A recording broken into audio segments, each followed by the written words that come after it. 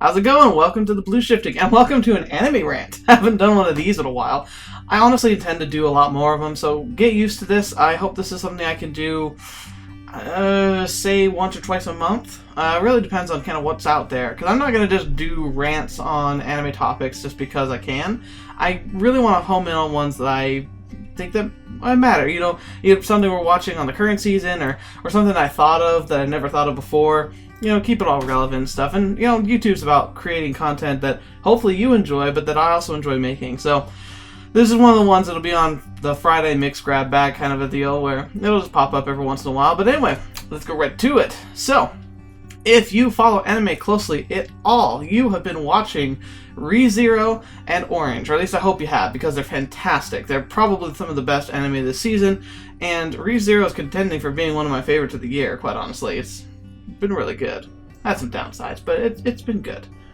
So, what we're going to talk about here, well, if you've seen in the title, or you probably guessed by now, I'm going to talk about time paradoxes, because both of these anime are very highly featured about this topic, i.e. the ability to go back on a timeline and alter things that happen. Now, this is a topic that hasn't been hashed before, but I think we really get to see a distinction here where we get to see some truth. I mean, if you guys are geeky people like me, you also probably are fans of people like things like Doctor Who, and gosh, I think of it. Oh shoot, it's forgetting stuff.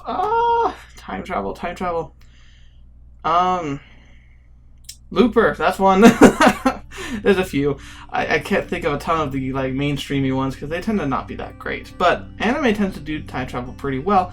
Although, in this case, we really aren't talking about time travel, and actually that's the reason why it's so good. And that's why I want to talk about here is what these two share, essentially, is the concept of multidimensional hopping, which can appear like time travel. As a matter of fact, the crazy thing about it is that scientifically this is a lot more possible than actual time travel. And I'm going to tell you about that because I'm a geeky guy, and I studied physics. And I'm not going to go into the whole details of it. I honestly don't understand all of it because I don't have a PhD. However, I do understand the fundamentals, and I'm going to try and explain it to you as best I can. Oh, I'm messing stuff up. I'm going to explain it to the best of my abilities, and hopefully you'll be able to kind of take this with you as we get into the conclusions of these series for this season. I really hope that Re:Zero gets a second season, and I'm hoping Orange might either find a good wrap-up point now, or maybe save it for future exposition. I'm not too sure where they're going to go with it. I doubt they're going to do another season, though, because I think the content's pretty much wrapped up. But regardless, I want you guys to be prepared, I want you guys to be thinking, and I want you guys to be looking for the things I've been pointing out to you. So first things first, I really need to get into the definitions of dimensions. I don't know if this is really a problem in other languages, but in our language we've limited ourselves very severely in language because the definition of a dimension is kind of loosey-goosey when it comes to this type of stuff. First off, we're going to talk about simple dimensions. The type of dimensions you probably dealt with a lot in math if you went through high school, or especially if you've gone through any basic physics classes. We're going to be talking a lot about that and the dimensionality there. And then we're going to be talking about time and how time is also a dimension, but not in the same sense. And then we're also going to talk about the multi-worlds theory, which in general talks about how dimensions are parallels to the existence that we live in. In other words, talking about another Earth that's almost just like ours but has a slight difference to it, or multiple differences. And those are three distinct ideas that use the same word to try and describe them. So that's why I really wanted to share this with you. Now, I'm not an artist, and I don't want to do the whole camera flip thing I did last time. I don't think it turned out as great as I was hoping for. So I'm just going to kind of hold it up here. Gonna go Tim Allen's next door neighbor on you, and I'll be talking through the back of here. You'll actually hear me get a little louder because the microphone can actually hear me better when I do this. And I'm gonna have to move that light source. Apologize for the lighting, it's gonna be a little off for this, but I think it'll be fine. So, up here, I have my handy dandy whiteboard. Now I'm gonna zoom in on the parts that are really important because it's gonna make it easy for you to kind of understand where this is all going. But first off, we have here my typical thinking. This is what you'll find in your textbooks for math and science and other stuff. Here we have one dimension. A single dimension is pretty much just a point. Very binary. It's like on or off. That's really all that's there. We don't really talk about it much because there's not much to it. 2 dimensions is pretty much your standard high school geometry, x and y axis, and you plot things there. 3 dimensions, engineers deal with this a lot. Also physics, when you start getting into higher grade physics, you start dealing with a lot of 3-dimensional thinking, x, y, z coordinates, that's the whole shebang. That pretty much describes elementary dimensions. Now, and a dimension here is just simply saying you can have a plottable point, like a plottable section, and each dimension like multiplies that. So if I have 1 dimension, it's effectively just a dot, or a line, you could say. You can argue a line, but it gets kind of technical there. Then you have a plane, which is where you have 2 lines that intersect, causing 2 fields, and it kind of makes a big flat surface extending forever. And then you have 3 dimensions, which is x, y, and then the z coordinate that makes it so you can have 3D models like you see in the world today. You pick up an apple, you can rotate it, it has length, width, and depth. It has these things that make it so it's a 3-dimensional object. And those are types of dimensions. Now, when you add time, you are adding a 4th dimension, but not in the same way, because you're not adding like another planar existence for things to be graphed upon, which you can do. It's very complicated, but you can actually do that mathematically, and there's some interesting stuff you can find online if you want to look that up. So you'll see here, a timeline is almost effectively just a drawing of the 1st dimension being extrapolated over time, aka that dot continues on forever as time moves forward. So you can mark these increments as seconds or minutes or hours or days or eternities, and that's why we use them as a timeline. A timeline is just an easy representation of time moving forward. You've also done this in high school if you've ever done shifts or displacements in your math classes, where you took an object in 2 dimensions and you had to move it to another set of coordinates without changing the fundamental aspects or properties of the object. So you could almost imagine a quarter being slid across the table. It moves every second, it moves so far. That is adding a time dimension to a 2D object if the quarter were 2-dimensional. And finally, 3-dimensional timing. The best representation I can think of is a ball bouncing, because it's a ball, it's a 3-dimensional object, but over time it moves, and as it's moving, you can mark its progression through the dimension of time. Now, there's a lot more to this. I'm not going to go into it too much, especially where you're talking about time and space and how that works as a plane of dimensions, which it does. The 3rd example is effectively time-space, but the relationship between time and space is very interesting, and they are very dynamically related. So, for instance, if you are moving very quickly through space, you change the way that you move through time, and vice versa, which is actually scientifically proven and really, really fun, and it actually kind of spawns this issue with actual time travel. Because as far as we know and understand the laws of physics to date, time travel is effectively impossible. And I'm going to talk to you about it why, but the biggest reason, there's lots of little technical reasons you can get into, but the biggest one that you need to know about is paradoxes. A paradox is where a event happens or a type of outcome comes out of something that could not have been followed up before. So I'm going to give you a classical story that helps share and shed some light on the idea of a paradox and why it causes problems with time travel. So say we have Jimmy. Jimmy is a nice guy, and he decides that he's got a goal he wants to do. He's got a very specific wish that he wants to do because he wants to try to see if he can actually pull it off. His desire is to build a time machine and visit his former self for a specific reason. Eventually, he develops a time machine, and he hops inside, and he jumps back, and he finds himself sitting in the room where he's just sitting down and thinking about his idea of maybe making a time machine. Suddenly behind him, there's like a whooshy whooshy noise. The time machine appears. He steps outside of his time machine, sees himself sitting at the desk, pulls out a pistol, and shoots himself in the head. Now, that seems a bit extreme, but this is just a bare bones explanation of what could happen. You may not understand why, but the fact that somebody could do something like this causes an issue, because if Jimmy needs a time machine in order to go back in time and kill himself, and he does this before he invents his own time machine, how is the time machine invented? Because you have an effect preceding a cause. You have the cause of him killing himself is making a time machine that then travels back in time to kill him, but it kills him before he invents the time machine. Thus, the time machine no longer exists in the timeline. Thus, it can't be a part of that timeline, and neither can the person that jumped back in time to shoot himself, because he has also killed himself before he built his time machine and traveled back in time to do it. And that's a paradox, because by the laws of physics that we understand, that cannot exist. The universe will not allow that.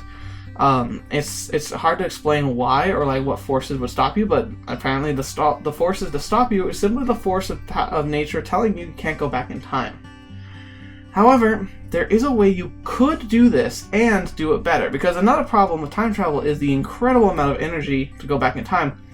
The best models we can come up with a possibility of even going back in time a little bit need so much energy that we don't even think the universe produces enough energy to actually pull it off.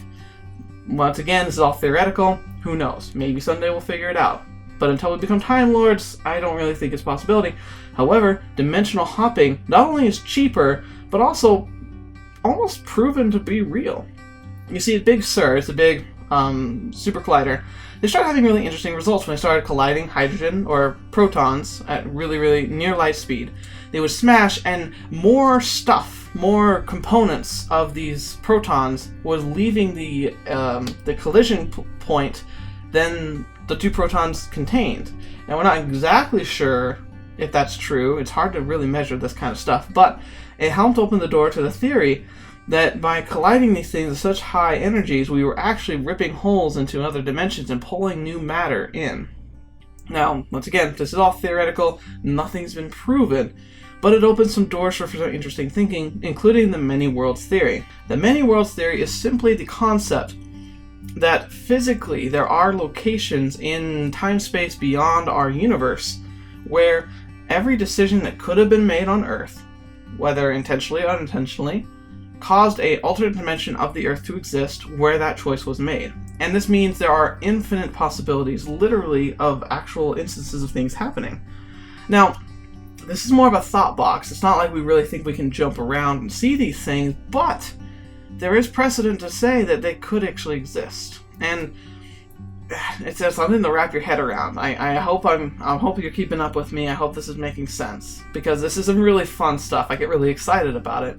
I don't want to leave you in the dust though, but this is what it is. If you want more clarification, let me know in the comments below. If I'm like, okay, BlueShifting, you've lost me. I'm done. Ask me questions. I'll try and answer you as best as I can, or at least send you sources of things that can explain it better than I've been doing in this video. And I could do, I'll do whatever I can to help you find the answers, because this is where it's going to start getting kind of trippy, but this is where the anime really come into play. Now that you understand a bit of the limitations of time travel, I'm going to talk to you about dimensional hopping. Now you can see here on this timeline, this is the timeline I'm explaining basic time travel. There's an insurrection towards further in the timeline where he then comes back onto the same timeline and changes something. That effectively destroys that segment that he skipped over to get back there, and thus it couldn't have happened. But if it's time, it already has happened, but also didn't happen. And the fact that those two states cannot exist in the same space means that something has to give. Usually that would entail something like the universe collapsing on itself and things going bad. This alternative over here is where we have many world theories coming into play, where instead of building a time machine, you build a much safer, much more possible dimension hopper, where you travel down to a point in the timeline where you wish to make a change, and then you introduce a new element to the timeline and fracture it into a break-off, another dimension that breaks off into completely different potential destination.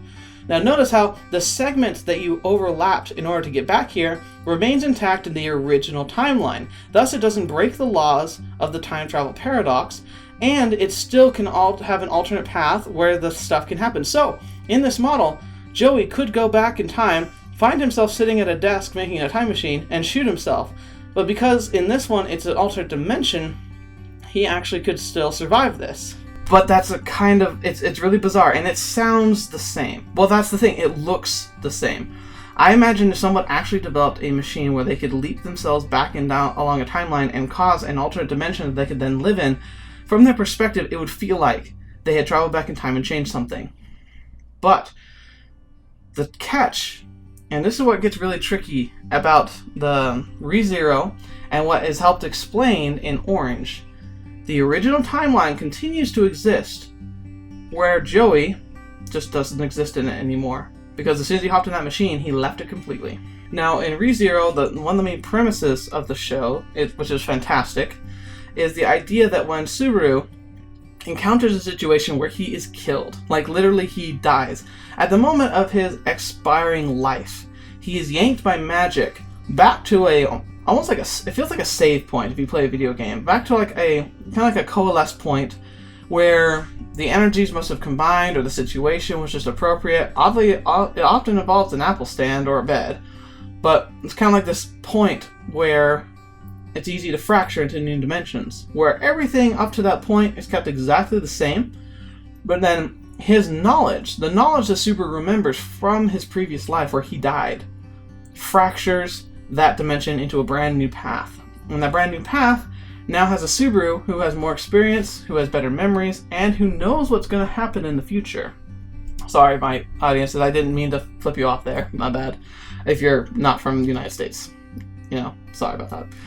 Now, this is kind of a far-fetched theory because you can also argue that ReZero is being played like a video game, where he just is kind of coming back on an alternate save, and I guess you can hold to that. I mean, there's really not a lot of evidence that you would find, because the evidence you would want to look for, if this theory is true, is that there would be differences, subtle differences, between the worlds that he left and the world he comes back to. I've had some debates with some people online talking about some of these differences. For instance, I think that the three rapscallions, or the three thieves that accost Subaru in the alleyway that he keeps running into in the first couple episodes over and over, I feel like that their responses are slightly different every time he goes back. I also feel like there's different people carry the weapons. Like, in one instance, it seems like only one person's carrying a knife, and the other two trying to use their fists. Whereas another time they go through, a different person ends up holding a knife, which leads to Subaru getting stabbed in the back. And another time where all three of them pull out knives. Now, it could just be argued that the situation just plays out a little differently because Subaru's acting differently, and that's legitimately true, which is why it's hard to really find true evidence for this. However, I look at that and see that there are differences because, despite the differences in the way Subaru acts, I feel like that oftentimes they get to positions where they all would want to draw weapons if they had them, but they don't always do so. And the same people don't always draw at the same order. So I feel like those are some of those subtle tells, and I'm sure there are many others that you can find that will prove that this is what's happening. We also have Orange. Now, the reason why I'm using Orange is because they actually have an episode right in the middle where the teacher is explaining the exact same principle I'm explaining to you right now. Now, of course, it's even more bare bones, but he does talk about the idea where it would be simpler to send a message or something back in time and create an alternate dimension rather than traveling back in time itself. And that show does a fantastic job of showing the parallelisms between the new world that's being created by the friends who have gotten letters trying to save the friend who's about to commit suicide, and the other alternate timeline where these friends have grown up after he's committed suicide and kind of had their futures and then realized what happened. Somehow, which we don't know quite yet, I hope it's explained by the end, the people in the future were able to send letters to themselves in the past. But the entire season, after they discover these letters and what they mean, starts talking about the issues of following the letters, because as they make changes to the timeline, the letters become less and less accurate. And that's because of a dimensional shift. That's because of a timeline shift. But we also see that despite the changes they've started making already, that the future selves still exist. Now, it could be a conception thing, it could be just a way to do it, but the fact that the teacher is explaining dimensional theory in the middle of the season, like I'm explaining it to you now, pretty much spells it out that the creators intended this to be an altered dimension in which their future selves, sorrowing for the loss of their friend, send letters back in time and make a new dimension where they can explore a possibility that escaped them back then because they didn't understand what was going on. It's a really fun concept, and it's a really interesting idea to play with. For instance, I often wonder and think about, like, what would my life be if I made different choices? Well, somewhere out there's another me that probably made those different choices, and I can ponder, instead of saying, I wonder if it would have been better, I can sit here and think, well, maybe it was better. But that's okay. Somebody else is living that life somewhere, possibly. Now, how much these alternate dimensions exist is really up for debate. A lot of times people just say that, they're like concepts, or they're like shadow worlds. They wouldn't actually be full-fledged and alive like ours is. I don't know. There's a lot of philosophy to start getting involved into this, since we don't have a ton of data, nor the ability to collect data on alternate dimensions at this time. Nor do I think we will.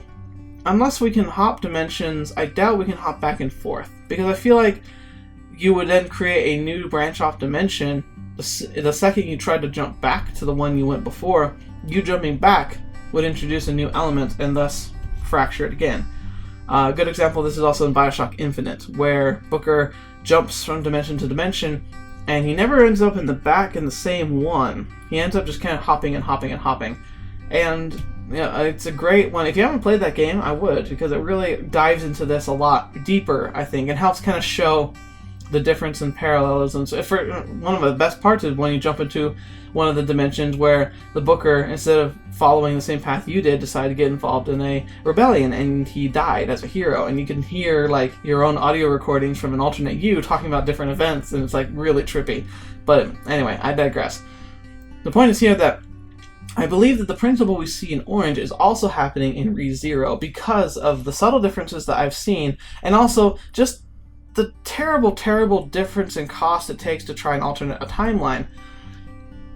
But there's a catch to this, because that means that every bad ending that Subaru's had, beyond our knowledge, continues.